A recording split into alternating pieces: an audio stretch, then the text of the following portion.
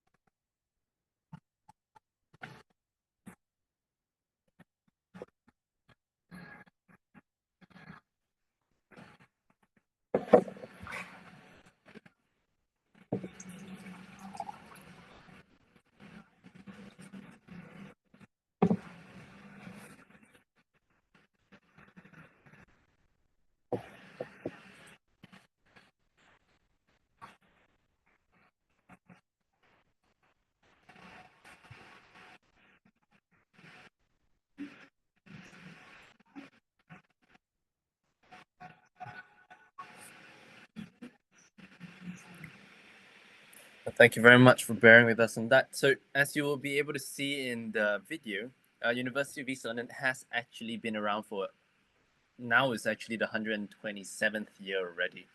So we are a heritage university that has been around much longer than a lot of universities that you would hear about. We actually were ranked as the University of the Year in the year 2025.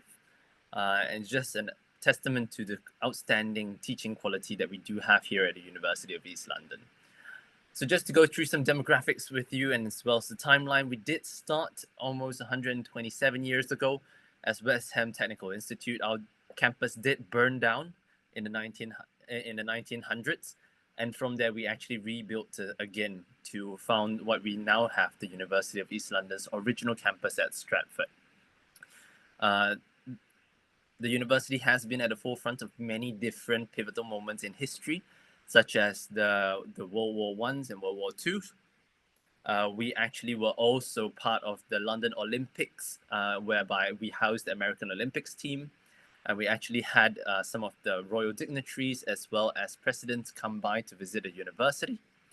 And recently in the global pandemic, the University of East London was also pivotal in fighting against COVID-19, where vaccines were also produced within the university housing itself by some of our professors and trained staff.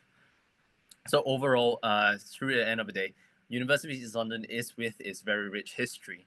And so much so that it's also a recognized university by the royal house, by the royal family, whereby Prince Charles, now King Charles, came to visit us just a couple of years back.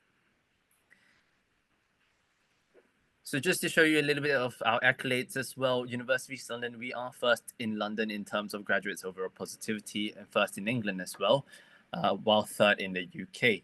We're also the highest ranked and most improved in the UK in terms of universities. That being said, University of East London has more than 45, well, now we are at 50,000 students for this September intake. We do partner with more than 3,000 employer partners across the world. And then we are number 4 in terms of graduate startups, in the sense that we do have a careers and business advice center. So if any of your students are interested in careers in business, we are a career-centric university, and this is something I'll touch on a little bit later. So these are just a little bit more of our the ratings that we've received from the International Student Barometer. These, as well as all the numbers that we've seen previously, are all part of an independent study by the NSS, as well as independent organizations externally. So it's just a strong testament to what the University of East London is able to provide to students should they come to join us here. So that being said, University of East London, we are one of the most inclusive and diverse universities around the world. We do have almost every single course that you can ever think of.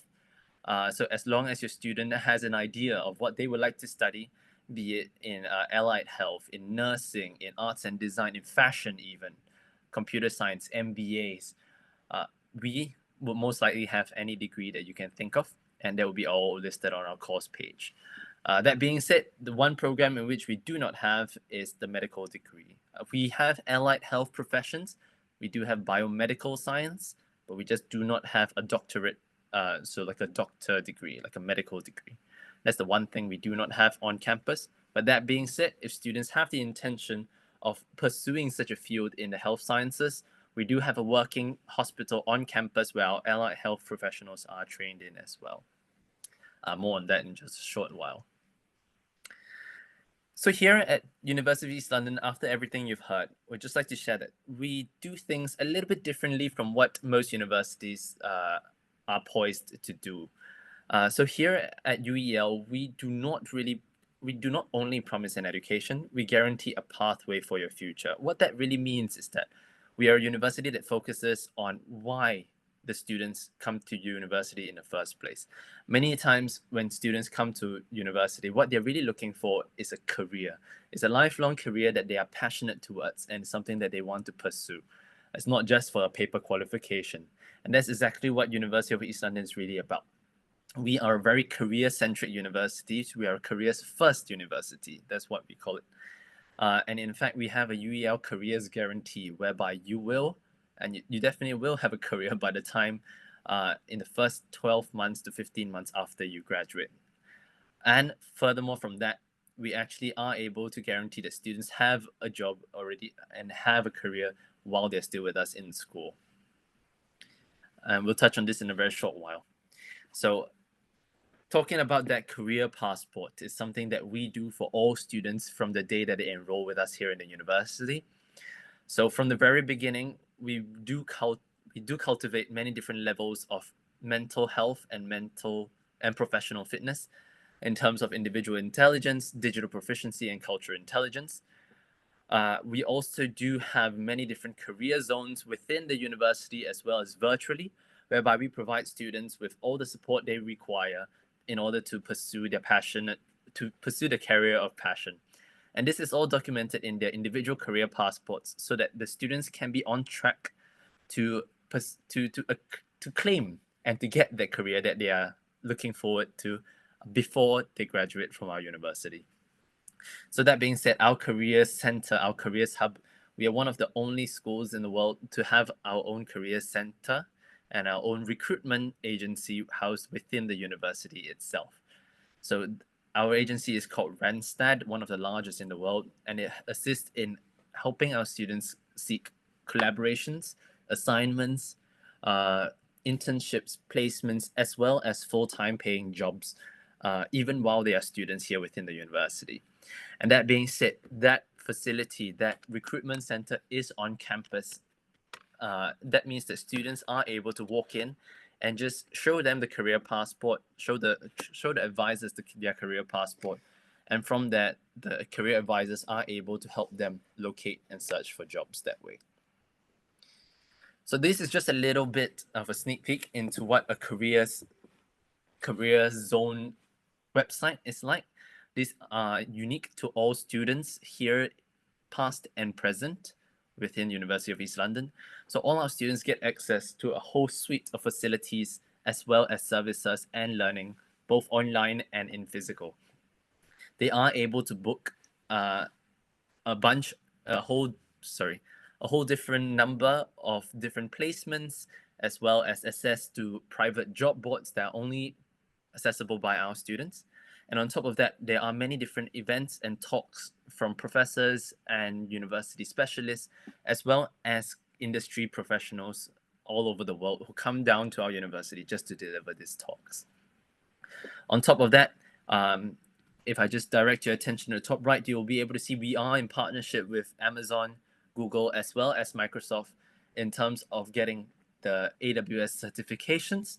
That means that students can get for free, included in their tuition fees, access to all these services to get internationally and industrially recognized certifications, so that at the end of the day, when they graduate from university, not only do they graduate with their degree, but they also graduate with certifications that will go and stay with them for a lifetime. Things like, for example, AI coding, Python, and all that might be payable if you were to be in any other university, or even if you were to take it individually outside. So that being said, here at University of East London, as mentioned, we do support the students' career development from the very beginning, even before the entry. They will get access to this career zone and a careers hub so that they will be able to start accessing these services and also enjoying all the benefits that these services are able to bring. So while they are studying here with us, they also get access to all the different trainings, as well as different guest speaker talks that come from abroad.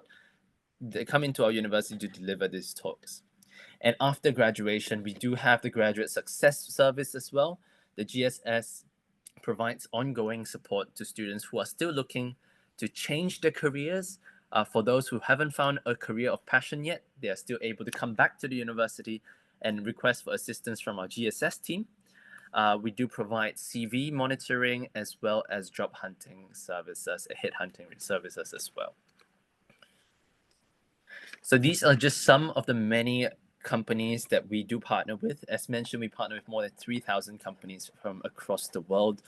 So just to mention a few more on top of the ones that you do see here, things like Microsoft, Google, and Apple are companies we do partner with as well.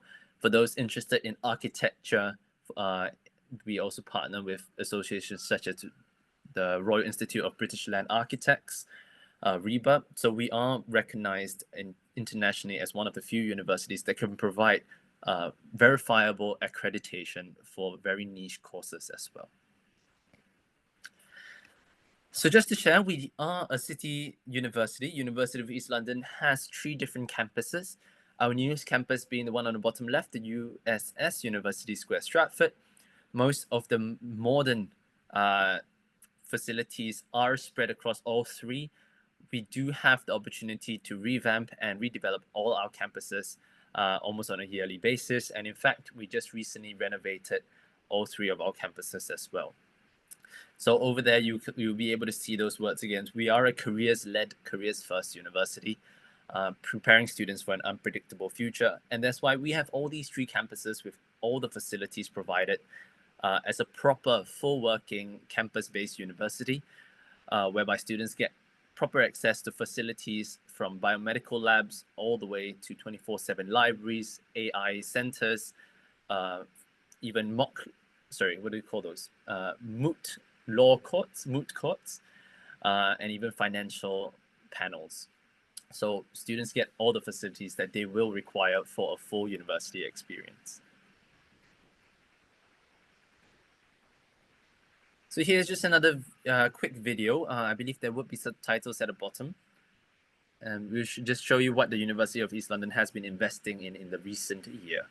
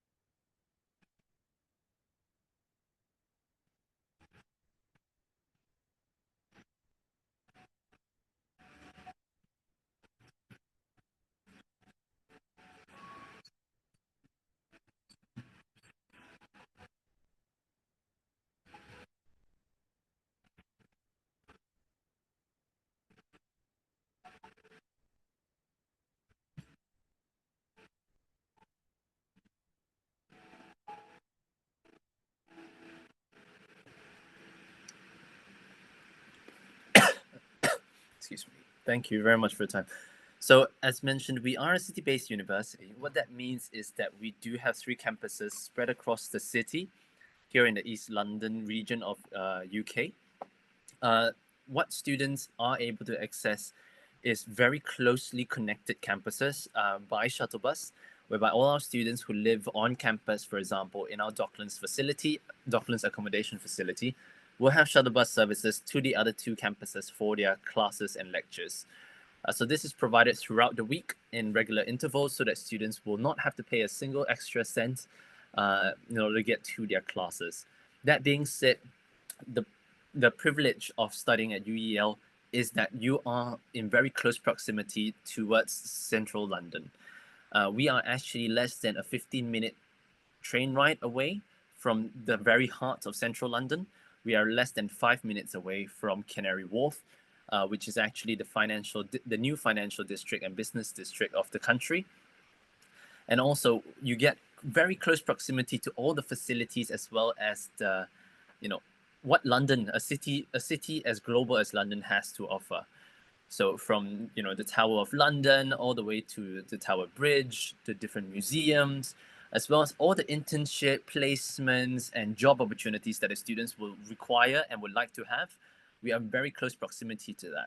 So in less than 15 minutes, you can access majority of these facilities in central London already. But that being said, University of East London, we are located near the city airport. So we are also very closely accessible towards international routes of travel. So be it whether or not students would like to seek international placements, we also have a good convenient access for that. So just to show you the vibrance of the East London community, East London in the recent 20 years or so has gone through massive redevelopment from what used to be a shanty town in which a more underdeveloped place in the country to now a thriving and global bustling hub where students and young entrepreneurs alike are building new businesses, developing new companies, and even large corporations are seeing the value of East London moving in their businesses into the region. So East London here, as what you'll be able to see by some small snapshots, is we've received more than, at the present moment, more than $20 billion in terms of overall development. And what really invigorated this place was the 2012 Olympics, whereby in East London, we actually had the official Olympic ceremony in one of our Stratford stadiums.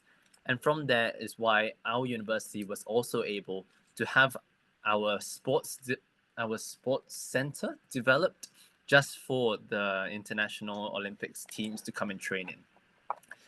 So we do predict that within the East London region itself, we do see at least more than 125,000 new jobs in this region, and almost a new tech company is formed every hour in London and is specific in East London at the present moment.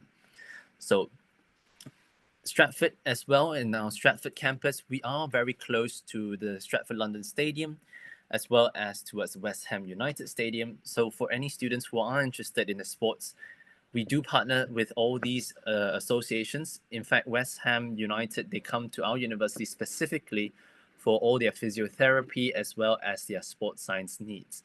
That means if any of your students are interested in studying sports science, not only will they learn the theory aspects of it, but they'll get a lot of hands-on practice with these athletes, with real athletes who are competing at professional levels. So this is just an overview of the Docklands campus. This is our main campus located right across from London City Airport. In fact, you'll be able to see on the top right of the image there, that is the landing strip at the airport. So a lot of the first questions that people ask is it very noisy in our school? So the answer to that is actually no, because all our school buildings are soundproofed so that you won't hear a single thing the moment you enter the buildings. And at night as well, because we are in the East London redevelopment district, we are in partnership together with the airport. So we do work together with the airport so that our students can get a good night's sleep, and the airport does close at 10 p.m. for our students. So here at East London is where most of our facilities are at for students who are in the architecture, in engineering, in computer science, and as well as the sports areas. So in the top left of the image, you'll be able to see the sports dock. This is I believe is almost $100 million facility, the £100 million facility, sorry, that has been contributed and given to our university after the 2012 Olympics.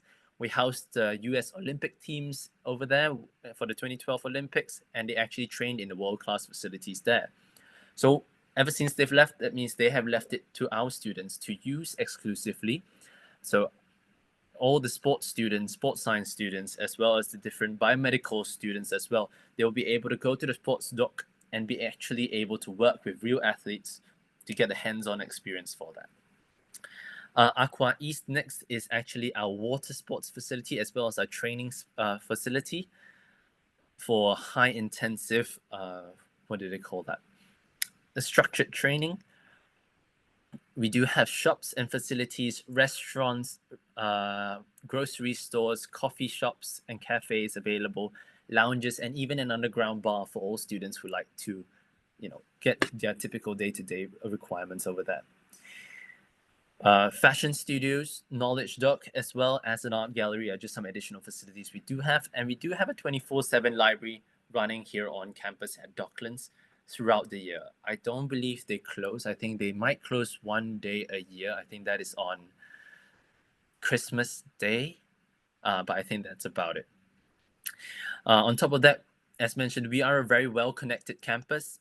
As you can see, right in the heart of the university, we actually do have Cyprus DLR. This is one of the light rail train stations that takes you all the way to central London, if you will.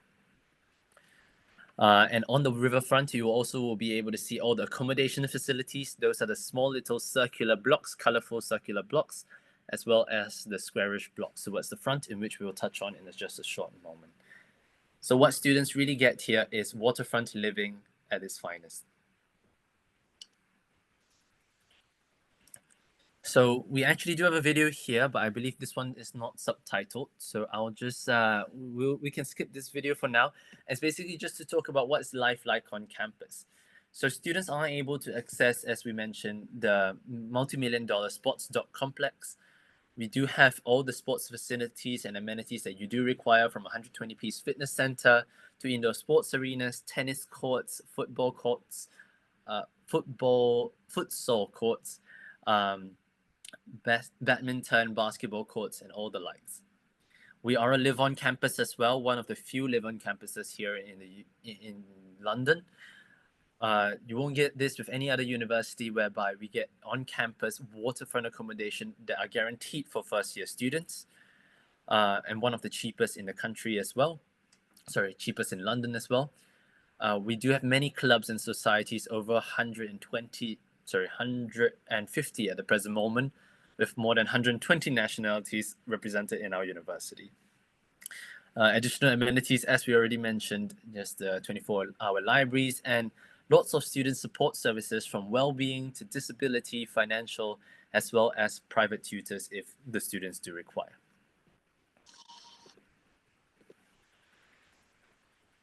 Another snapshot of other industry standard facilities that we do have, such as the market halls that we do, as well as the knowledge dock, whereby industry professionals come in to network together with our students, and the career zone on the bottom right, as we had mentioned previously. So these is just some of the facilities we do have. So we do have both Mac enabled as well as Microsoft enabled labs for students who are looking into computer science development, as well as coding, graphics design, or even AI and coding. So our sports dock with its AI enabled facilities. So students are able to come in, tap their student pass, and get access to all these machines. And by tapping their student card, they also get personalized training as well as nutritional guidance.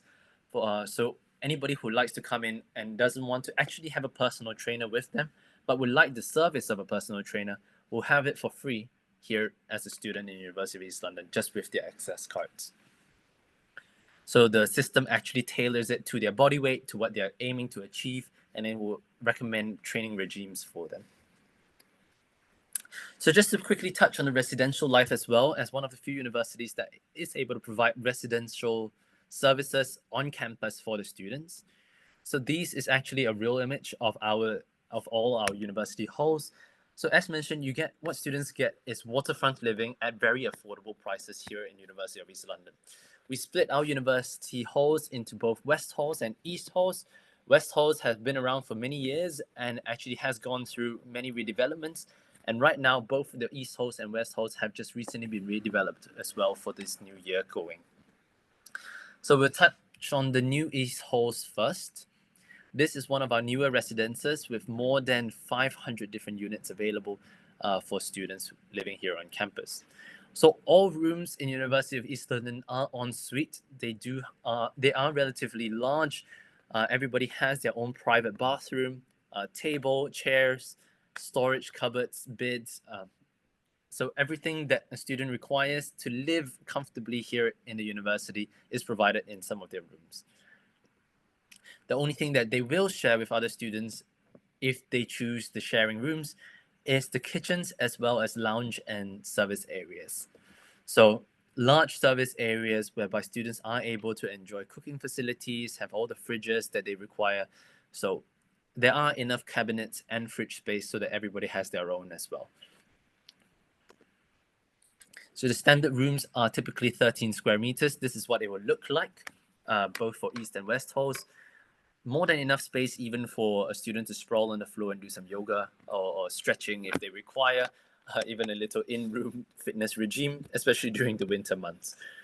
All rooms come with windows as well, and most of them have waterfront views.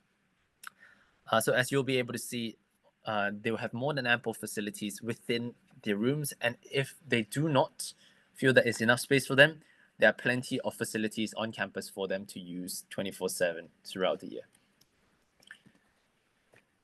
So just more snapshots of our student facilities. So if students might prefer privacy, for ultimate privacy, we do have studios provided as well. These are limited and on a first come first serve basis, of course. But then again, if students would prefer, it does come with its own private and dining space as well as kitchen space. West halls are very much alike. They are cylindrical buildings, they're round buildings. What that means that all the rooms are a little bit more triangular in shape, although as you can see from the images, you will barely be able to tell.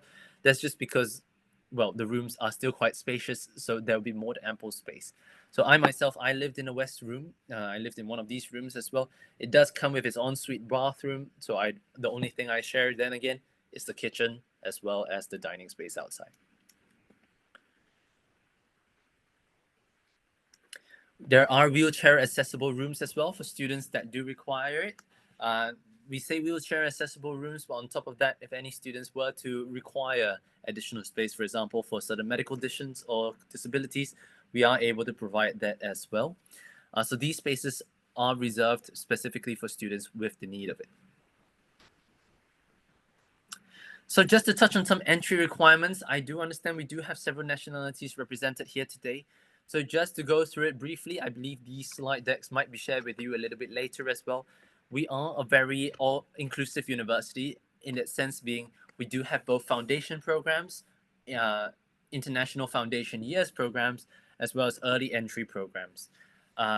So for example, if your student was to apply for a first year entry and we are unable to offer that to them, we might have a foundation program that might be suited for direct entry thereafter.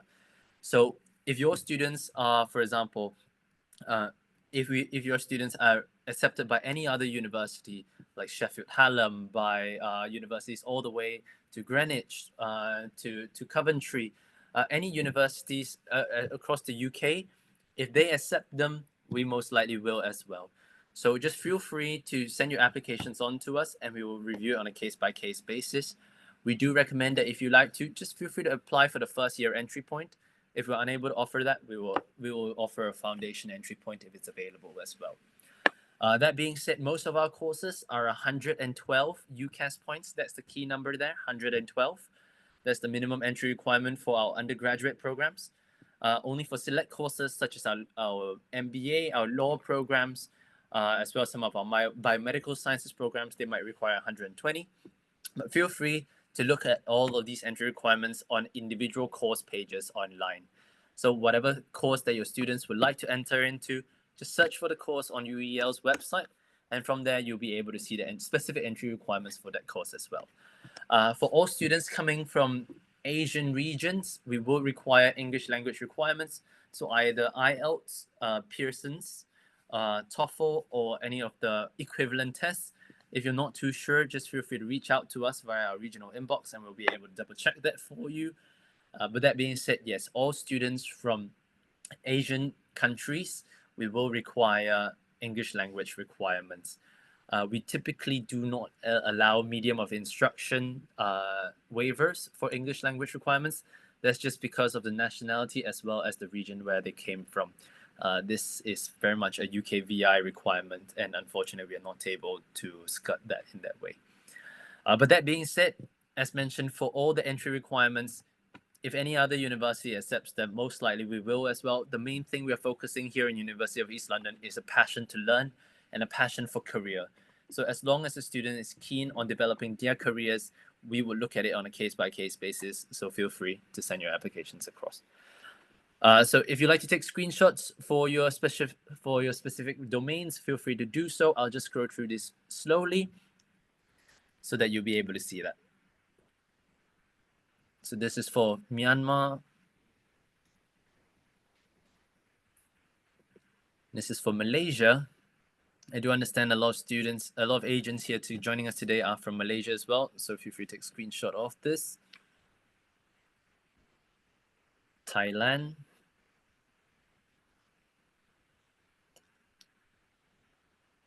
And I should have one more for Vietnam. There we go.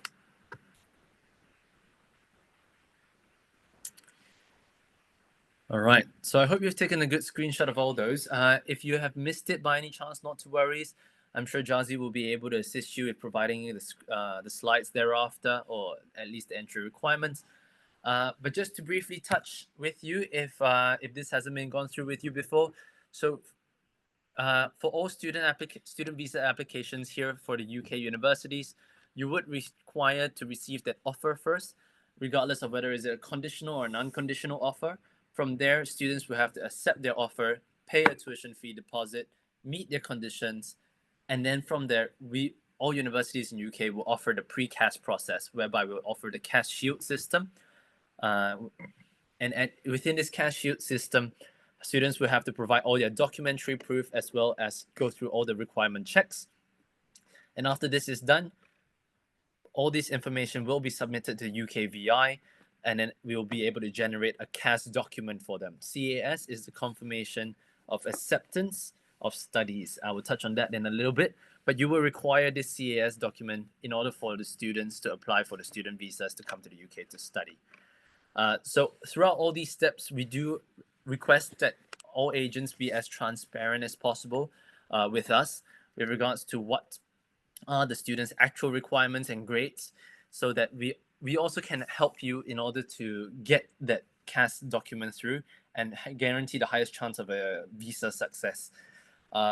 So just to touch on, because basically we've had in this recent September intake several times in which some information was not disclosed to us, and at the end of the day, when we produce that CAS document, we do it in confidence, and the visa was rejected at the end of the day because not all the information was declared from the beginning. So we just request that here in the University of East London, for us as the liaisons as well, I myself as a liaison, we're here to try to assist you as best as we can to get the students here into the country to learn and grow in this world-class development center, global city. So definitely do be as transparent as you can and share with us all the information that you have on hand so we can maximize your chances of getting the visa through. So just to quickly touch on the CAS, as mentioned, is a confirmation of acceptance of studies. It's an electronic document that UEL sends directly to UKVI. It's the same across all universities. We do that as well. And then it contains all the personal details of the student and a proof that the school is willing to sponsor the student for a visa. So just if you like to, can feel free to take a screenshot of this as well. These are just some of the requirements that we will require from you and from the student as well. Most important is to declare any previous UK immigration history, as well as any visa refusals, so that we will best be able to advise on how we can go about structuring the application. So typically in UK, if the applicant has had a visa refusal, we would require a proof of why the visa was refused, a reason why it was refused, and whether or not an appeal was made. So if the visa was refused for whatsoever reason and they are not too sure, we do recommend that the students go and check in advance, get that information on why the visa was refused, and official documentation will be required for that as well. For certain regions, a pre-CAS interview might be required, but we'll update that on a case-by-case basis as well. Financial documents, as well as additional documents such as TB tests and ATEST certificates for certain high-sensitive courses. So apart from that, most of this information will be provided to you at the time of your application as well. So these are just some of the deadlines for September intake this year in 2025. I do understand this has passed already, but the September deadlines for next year is not yet out. So as such, I'm not able to share with you specific dates for next year, but it'll be generally around the same deadlines. We do target for a mid of July closure for all courses for the application deadlines. And we typically might be able to extend that a little bit if all the documents are already in place. But of course, we do recommend to apply definitely before the mid of July. For all postgraduate teaching courses, PGCE courses, that will be by the end of June. I do have January deadlines available, which I will drop in the chat in a short moment. This was just released to us this morning, so I don't have it here in slides yet. I do apologize for that. So now to touch on the real selling point of University of East London as well for price-sensitive markets. So I do understand that some students from East Asian regions particularly might be very price sensitive. So as such, this is just to show you some of our courses, the general tuition fees, as well as the scholarships we are able to offer. So for most courses, we do start from around £13,500 to some of the most expensive postgraduate courses, such as the MBAs at £18,640. That is for this year. We do expect it to grow by a little bit, by about 3 to 5% for the next year. For scholarships, we are able to offer up to £3,000 depending on the subjects, and these will be automatically applied as well if available. But that being said, should you feel that some of the courses should have a scholarship, but that is not reflected in the offer letter, just come back to us and we'll double check that for you. So this is just a little overview why UEL might be a very exceptional value for international students. So a very large reason, we'll take the most expensive course that we do have, our MBA course. So our MBA course overall for a spread of 2 years is £22,460. That's about £11,000 a year.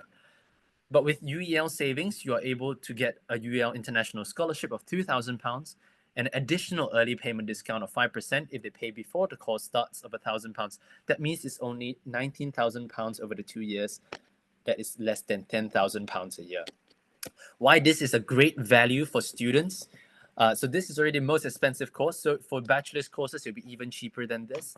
So this is an exceptional value for students who are coming to the UK to study, because what you get is a course fees that's almost the same as UK students. So home fee students pay almost the exact same amount as what an international student might pay. It's just a little bit more. Where other universities might charge you £25,000 to £35,000 just in base fees, all our fees are 100% reflected in the offer letter already. We do not have any additional costs. And what you get on top of that is you get to study in a global capital city in central London. So why pay for the same price if you were to study in, say, for example, in a city far, far away from central London, whereby, you know, in London, what you get here is all the access to placement opportunities. All your employers are here. All your industry leaders are here. So even if they were to attend an interview, they don't have to spend money to travel, you know, all the way down from, for example, from Scotland, from Manchester, Birmingham, or any other city just to come to for an interview. Everything is here in central London. And you get central London learning opportunities at equivalent prices as well. All right, so I've come to the end of my presentation. This is just some of our emails that you can reach out to us if you have any inquiries. That is my personal WhatsApp as well. If you have any simple inquiries, non-specific inquiries, I'll be able to address that for you via my WhatsApp. Otherwise, I do recommend that you send everything via my email there at achan1@uel.ac.uk, or send it to our regional inbox at eastasia@uel.ac.uk, and we'll get back to you as soon as we can. So during this peak admissions period, I do understand it might take us about 1 to 2 weeks to get back to you, but other than that, we'll try to get back to you as soon as possible with all the requests that you do have. All right, and I think that is about it for today. Let me just pop my time back over to Jazi, and then we can see how we like to go about on this Q&A session. If you have any questions, feel free to pop in the chat, and in the meantime, while we're starting that, I'll just pop in the January intake deadlines as well. Thank you very much for your time. Thank you, Alvin. Thank you, Actually, Jazi. we have one question in Q&A. Yes, please. Yeah. Am I able to see that? Is Language Cert Academic accepted? All right, so for this one, I believe I would recommend if you like to, so for Language Cert Academic, I would say you could send over the qualification to me and I can double check on my end with whether that specific version is accepted. Most of the times, it could be one of the qualifications that we would, typically allow as well, depending on the region. Do you accept the GED for IFP? So GED, I do understand we would accept it for certain courses. IFPs, it would be with our foundation partners. I would have to double check with them, but most likely we should as well. Again, depending on region, it will be on a case by case basis. We do have a guidelines that we would have to follow. So yeah, just do send it across to me via our emails, and then we can double check that for you. AC.uk. I'll just pop my email so you guys will be able to copy and paste that a little bit easier. East Asia at uel.ac.uk.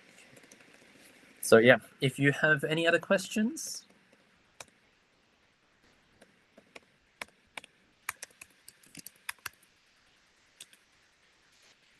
And then also, as promised, I'll pop in the deadlines for January.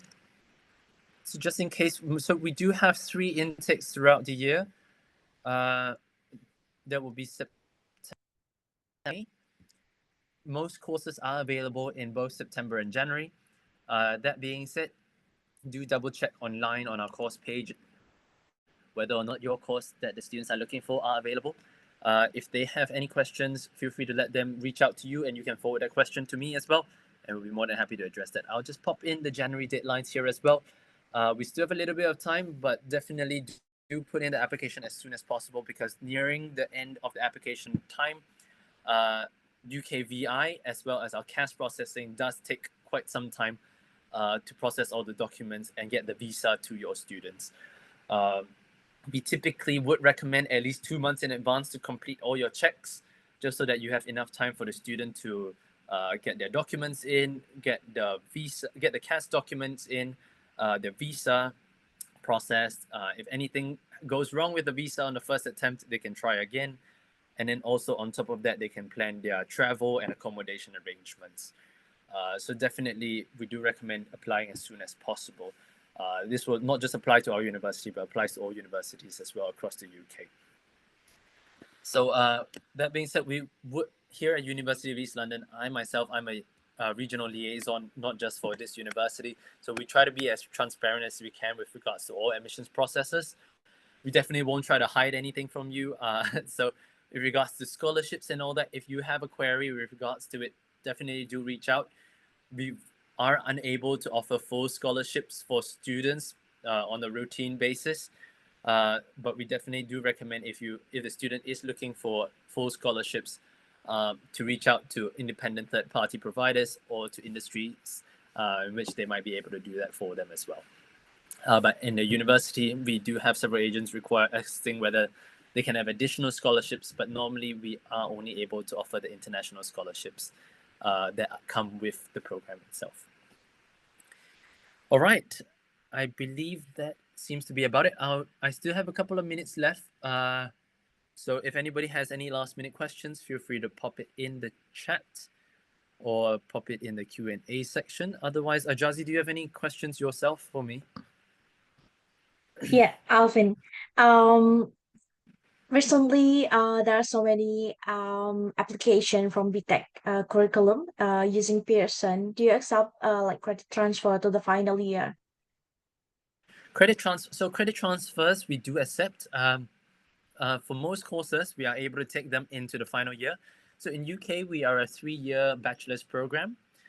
So that means that we will definitely do a course mapping for all transfer applications.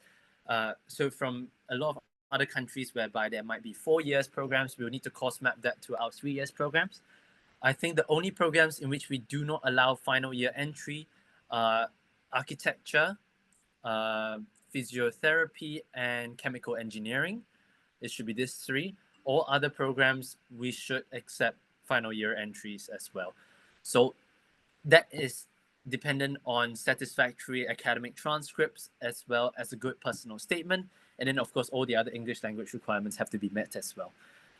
So unless they are from previously UK university, we will require the English language requirements as well to transfer to University of East London. But other than that, if it's from any other university, normally we require a proof of English. So for all credit transfers, directly send the transcripts as well as the transcript, proof of English, as well as personal statement over to myself or my regional email. Regional email, I do have one of my colleagues monitoring that as well, so you might get a slightly faster reply there. So just send it over to us. We will directly request it from the course leaders and see whether or not we can course match, and then we'll recommend whether to enter by year 2 or year 3. Thank you, Alvin. How about the internal tests? Is it free or the students need to go to our offices? So we do have an internal English test provided by our education provider, Melbourne House. They are our foundation providers as well. This test is provided free for students for the first try. We only provide one attempt. So we definitely do request that all students book an internal English test if they want to.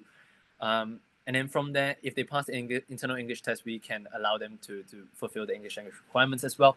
But we only allow one try, one attempt.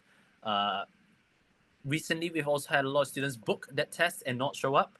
So we would just like to remind agents as well, if your students were to book the internal English test, we do have to pay from the university side. We pay them a fee every single time somebody books a test.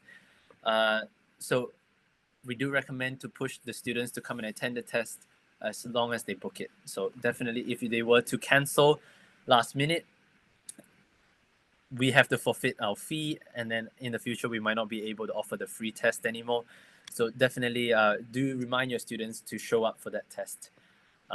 We normally allow a maximum of 2 rebookings and 1 attempt.